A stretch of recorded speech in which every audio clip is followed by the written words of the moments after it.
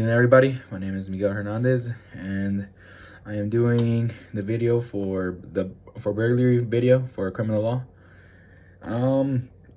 With the question on page 281 or 282, I'm sorry about that. Burglary statutes.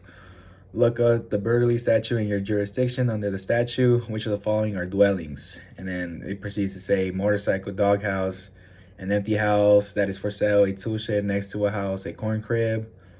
And then after that, just explain. It just says explain why each one is or not a dwelling.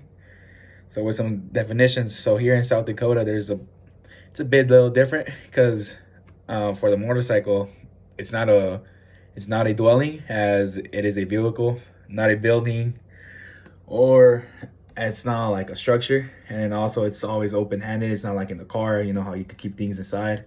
And then it's also not even designed for us to be out there. So let's say if I have a motorcycle, I want to be riding it outside, but it's raining. There's no point of me going outside and getting wet over nothing. A doghouse is not a dwelling because it's physically not. How can I say this? As it's not like habitable for us, for the humans to live in a doghouse. An empty house is a dwelling because people can live in it, and it's let's say even if it's empty, people can still buy in the future. And let's say if there's like a lot of burglary going on in that area, and there's a lot of homeless people staying inside that area, then that is not like that is a dwelling because people can literally live in there.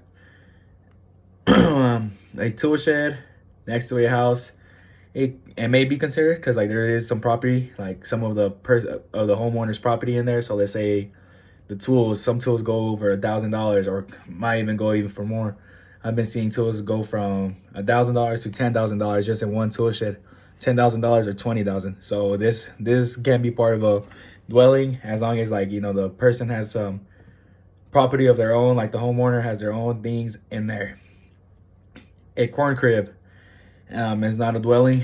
It's just an agriculture structure, intending just for storing grain, and it's not designed for humans to live in it or anything, right?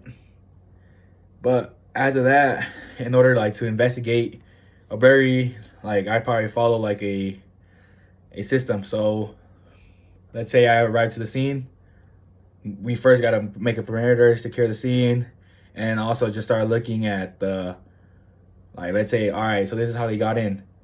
So I gotta be looking at each side of the door, like, okay, this is how they broke in. They probably used a crowbar just to open it or do something. And then also just start looking for physical evidence, such as looking for anything that they dropped, that the perp dropped, or any footprints, or also if there's cameras in the house, look at those cameras as well.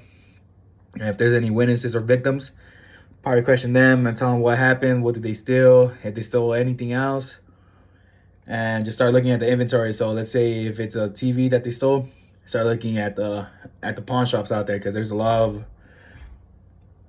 of people out there that need money. So that's why they steal all these gadgets and everything, in order to pawn them and get some money. And